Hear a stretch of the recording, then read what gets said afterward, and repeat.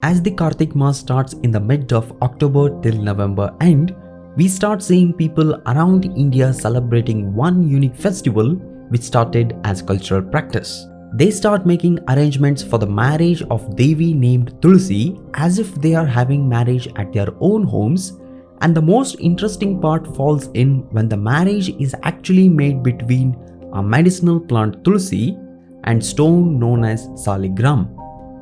In the next few minutes, let us explore the significance of why Tulasi Vivah cultural practice started and also find the historic facts behind it.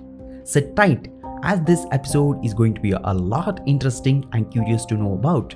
If you feel that this kind of culture should be upheld and get back its significance, then please tag your friends and share this episode with them. Let us start from the cultural history behind how this practice actually started. There was once a king named Vrishabhadwaja who was always devoted to only Shiva.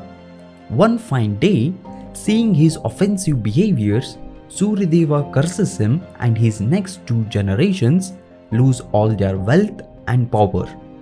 Then after the curse ended, the next child who was born was named Dharmadwaja.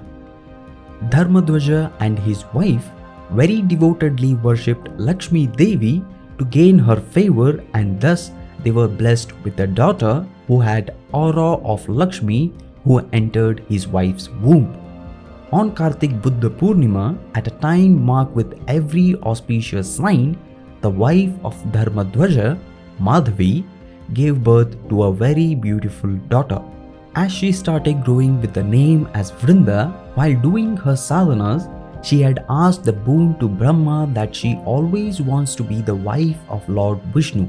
But Brahma had told her that before you get this boon, you will have to accept Shankachuda as your husband, and once he dies, you will be attaining the boon of becoming wife of Vishnu.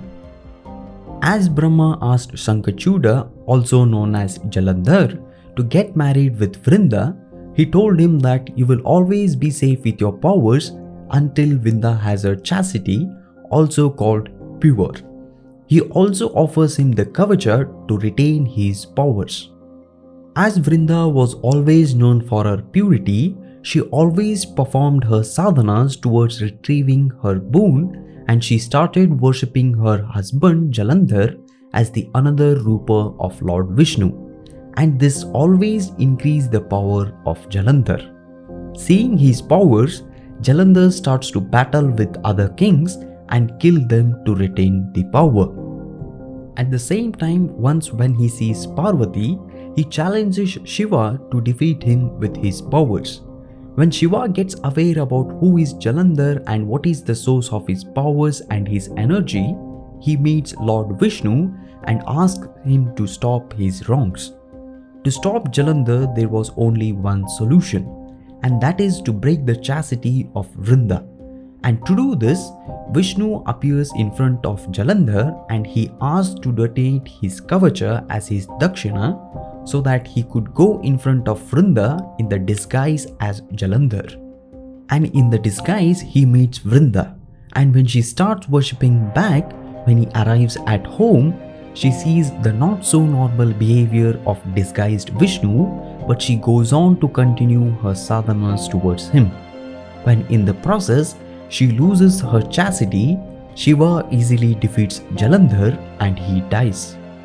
And seeing to the not so normal behavior of disguised Vishnu, she recalls the boon of Brahma and asks Vishnu to appear in front of her. And seeing to this, she gets aware that she has lost her chastity, and out of anger, she curses Lord Vishnu to always remain as stone on earth, thinking Vishnu is stone-hearted.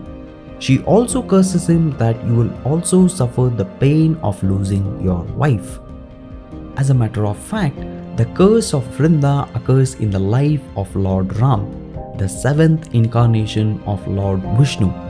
Thus, Sri Rama has to spend 14 years in exile, and meanwhile, demon king Ravana abducts his wife, goddess Sita. This makes Lord Vishnu spend a long duration of time disjointing from his wife. And from that same day, Vishnu is also worshipped as Saligram. But Vishnu tells Vrinda why she had to face this and accepts her back as his wife and gives boon to her that she will always be worshipped in the Swaroop of Gandaki river and will always remain as Tulasi herb, and I will get married to you every year on this Kartik Budh Purnima. He also says, your present body shall turn into the river Gandaki, and from your hair will grow many trees famous as Tulasi. To fulfill your curse, I will become a stone and will always live on the banks of Gandaki river. The millions of worms who live in that place will adorn those stones with the sign of my chakra by carving them with their sharp teeth. After this, Lord Vishnu began to dwell perpetually in the waters of the Gandaki river in the form of stones. To make this boon a reality and save Vrinda from being a widow for the rest of her life, Bhagwan Vishnu agreed to marry her.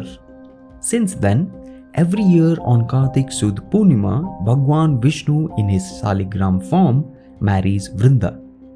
This marriage ceremony is conducted with full rituals and royalty. However modern we happen to be today, we can never forget such rich cultural history which has always shown and paved the way to human consciousness and well-being.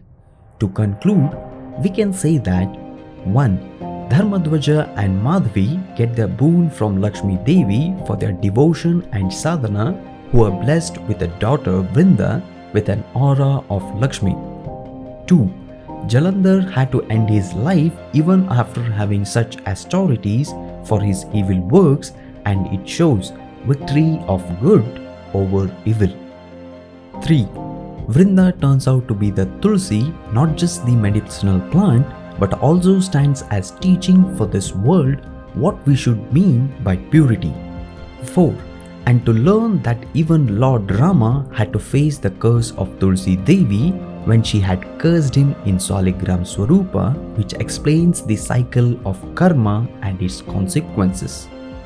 Now we would like to sign off, but before we sign off, if you agree with what we said, then please tag all your friends and relatives who need to know this, and let us make such a culture reach more and more people and make this world a better place to live.